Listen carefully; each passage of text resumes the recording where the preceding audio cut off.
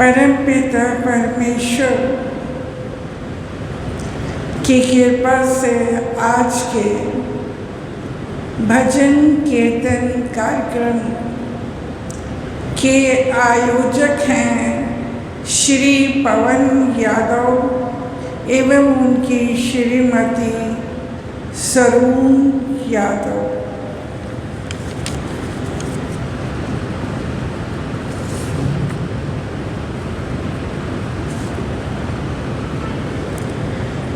आज का संदेश है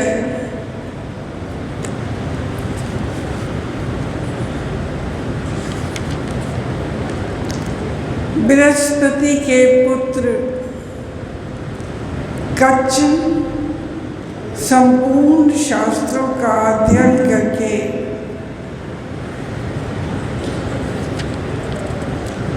घर लौटा।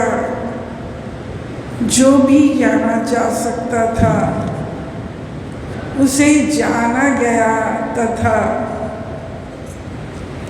लेकिन चित्त में किसी कोने में अभी भी कुछ अनजाना था।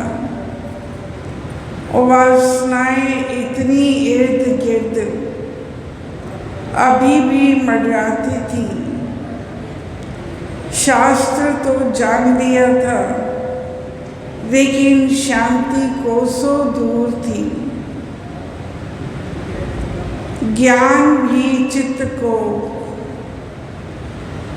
शांत करता है क्योंकि चित्त ही तो भटकाने से बचाता है। यदि शास्त्रों को पढ़ने में व जानने के बाद भी शांति ना मिले तो जानने का क्या लाभ। इसी कारण कच्छ बहुत परेशान था, चिंतित था। पिता ने देखा पुत्र शास्त्रों का ज्ञान प्राप्त करने के बाद भी अशांत है। एक दिन पूछ लिया, तुम अशांत क्यों हो, परेशान क्यों हो? कच्छ ने कहा, मैंने शास्त्रों को पढ़ लिया है, जो सीखा जा सकता था सीख लिया है, लेकिन मेरा चित्त अशांत है। ऐसा लगता है जैसे मैंने कुछ जाना ही नहीं। इसके लिए मैं क्या करूं, कुछ समझ में नहीं आ रहा। कृपया मुझे बताएं कि मैं क्या करूं।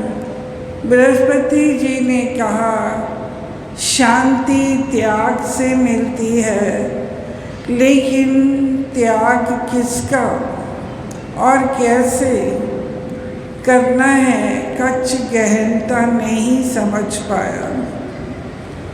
वर्षों बीत गए, उपवास किया, भांति भांति के व्रत किए, तप किया,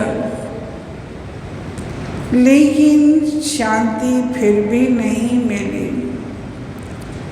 पिताजी ने तो कहा था त्याग से ही शांति मिलती है।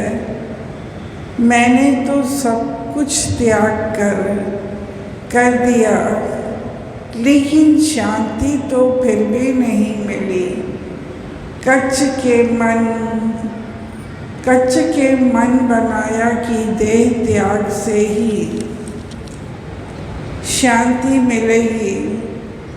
उसने फिर तप हट किया और वर्षों बीत गए।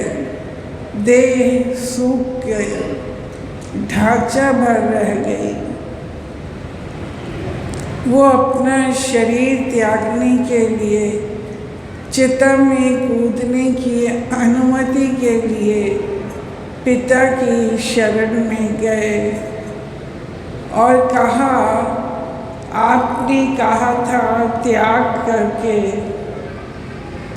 करने से ही शांति मिलेगी।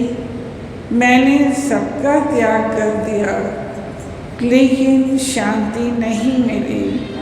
अब मैं देह का भी त्याग चाहता हूँ, आप आज्ञा दें। बृहस्पति जी ने कहा, पगले तुमने सब कुछ त्याग दिया। देह तो हड्डियों का ढांचा बन के रह गई है, लेकिन इससे क्या हुआ? जब तक वासनाओं इच्छाओं का त्याग नहीं किया जाता, तब तक शांति कहाँ? शांति पूर्वक जीवन के रहस्य को प्रकट करते हुए आचार्य महाप्रज्ञ ने कहा कि अगर हम दूसरे के साथ शांतिपूर्ण रहना चाहते हैं, तो हमारी सबसे पहली ज़रूरत है आध्यात्मिक चेतना का विकास। हम अकेले हैं, अकेले आए हैं और हमें अकेले ही जाना है। हमारे भीतर ये भावना जितनी प्रबल होगी, हम उतना ही अपने परिवार, अपने समुदाय और अपने देश परिवेश में शांति पूर्ण ढंग से जीवन जी सकेंगे। इसके अलावा शांति के लिए सबसे बड़ी ज़रूरत है मानवीय मूल्यों का विकास। सत्य, अहिंसा, पवित्रता और नैतिकता जैसे शाश्वत मूल्यों को अपना कर ही हम वास्तविक शांति को प्राप्त कर सकते हैं। महात्मा गांधी जी ने शांति की चाह इस तरह की थी कि मैं उस तरह की शांति नहीं चाहता जो हमें कब्रों में मिलती है। मैं तो वो शांति चाहता हूँ जिसका निवास मनुष्य के हृदय में है। हर एक की ज़िंदगी में ऐसा समय आता है जब जीवन उस तरह का नहीं होता जिस तरह से हम चाहते हैं, और हम ये समझ नहीं पाते कि क्या करें। अपने अंतर्मन, अपने परिवार या अपने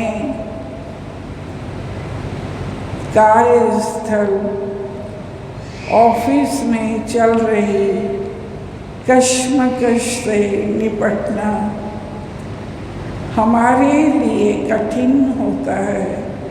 इसलिए हम हमेशा एक शांतिपूर्ण जीवन की कामना करते हैं।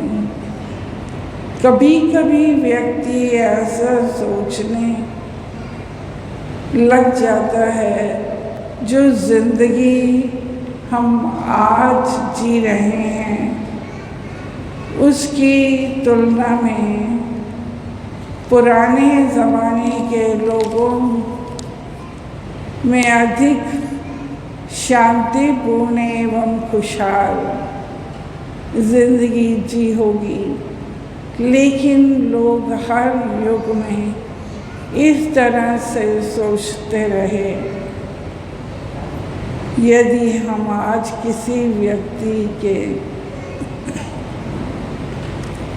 जीवन की तुलना 100-200 साल पहले के किसी व्यक्ति के जीवन से करें तो पाएंगे कि हर युग में ऐसी समस्याएं रही हैं, उनका ढंग कुछ अलग रहा है। तो बच्चों, ये था आज का संदेश। अब समस्त संगत जो आई है उन्हें जी आयानु कहते हैं।